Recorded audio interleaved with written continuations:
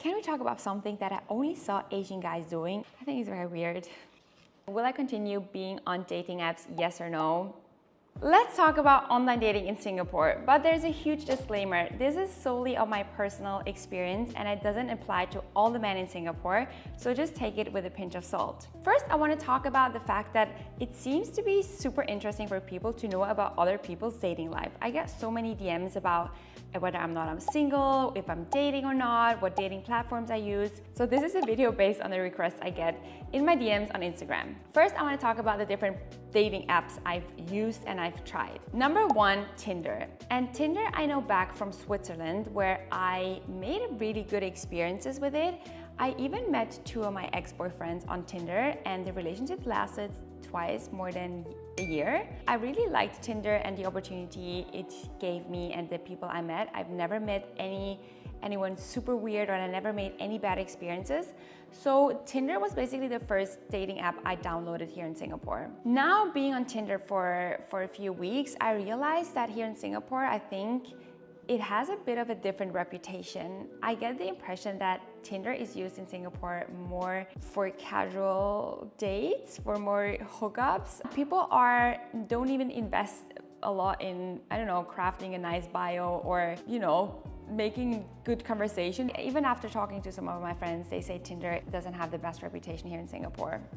So I kind of stopped being on Tinder after a few weeks. Next one is Bumble. And I must say I'm a huge fan of Bumble's interface, especially that women have to text first. I really do think that there is still a big misconception about or stereotypes that people think, oh, the man has to do all the work and women only can wait until man texts them first. No, this is girls' empowerment. If we want something, we can get it ourselves. We don't have to wait for anyone. Bumble also gives you the opportunity to work with prompts, which means that Bumble gives you some suggestions like, my favorite food is, and then you just simply give the answer, which is really easy to start a conversation with. So the men I texted on Bumble with were usually really friendly, outgoing. I had quite nice conversations on Bumble, I would say. The next app is Hinge, and this is my favorite platform. I really like Hinge's interface that you can share a bit more about yourself and then you can comment and like on even text messages or some prompts people give, or it's also common to upload quite funny pictures, not only these, good looking photos of yourself.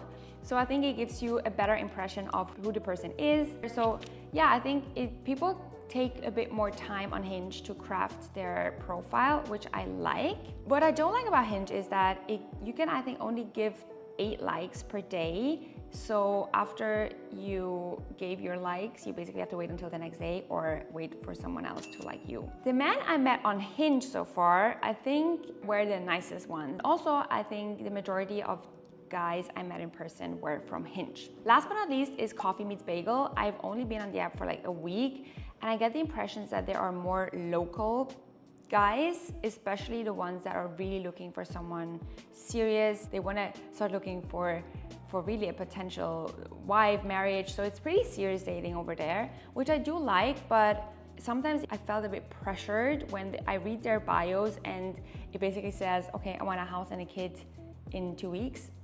So I haven't met anyone from Coffee Meets Bagel. Overall, I have to say, it's pretty exhausting here in Singapore for me. And one major factor is my height. And I'm 177 and I don't say I wouldn't date anyone shorter than me, but I do like if my partner would be at least the same height as me. And Asian guys are generally just on average a bit smaller, which is just the way it is. In Europe, people are a bit taller.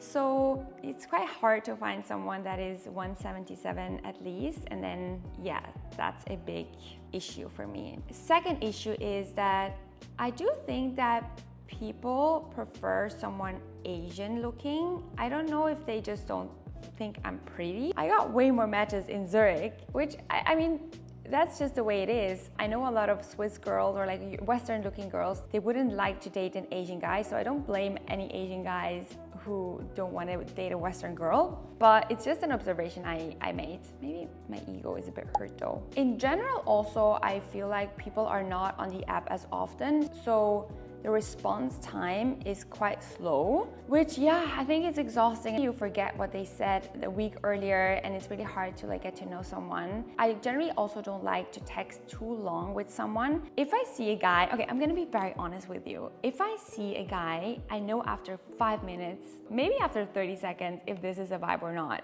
Just by the way they walk, the gestures they make, just like the chemistry, I think you can feel it quite fast if you want to see this person again or not. So spending 3 or 4 weeks texting with someone and then meeting them for 5 minutes and no, this is just not the vibe, I think it's a really big waste of time. So the guys I've met so far were mostly, as I mentioned, from Bumble. And I can really say I only met very sweet guys and I didn't make any bad experiences. I think it just hasn't worked out for me until now, since it just wasn't a fit. They were nice, they were interesting, we had a good conversation. I generally don't really have issues in talking, or there were never awkward moments because I can literally talk to myself for 2 hours. Making a conversation is not my issue. I think it just wasn't the fit. And I get why people are getting frustrated with dating apps because it takes a lot of time, it's very exhausting, and then you meet up and then who texts first after date? Yeah, let me know in the comments, by the way. Do you think who should text after the first date if he invited you? Because I generally think that I would usually thank the person, the guy, thank you for inviting me for coffee or for the drink. Yeah, I think especially after the first date, this very awkward moment of, so are we gonna see each other again or not? The waiting, it just is very emotionally draining. And overall, I think it's much harder to date online in Singapore than it is in Switzerland. I will not stop being on dating apps, but I think I would rather meet someone in real life, as I feel like I can see if the vibe is there or not quite fast, and then I can save much more time and energy. Okay, one last thing, and this is something I find really weird guys doing here in Asia. They put face filters on their profile pictures.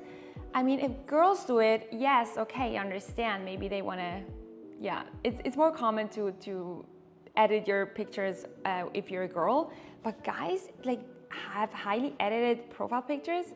I think that's a bit weird. Something else that speaks for dating online is definitely that meeting new people, even if it wasn't a match or if it wasn't the right vibe, it really helps you find out what you don't want as well. So I met this guy which was wearing a suit and just worked a lot, and he was a very sweet guy, not gonna lie, but I just realized I don't want anyone working 12 hours a day and don't have any hobbies. So this also showed me what I don't like. This is also brings you a step closer to probably finding someone you really like. So that was it. Leave me in the comments what you find of dating apps. Are you on dating apps? And just let's exchange in the comments. I'm really curious about your dating experiences. Bye.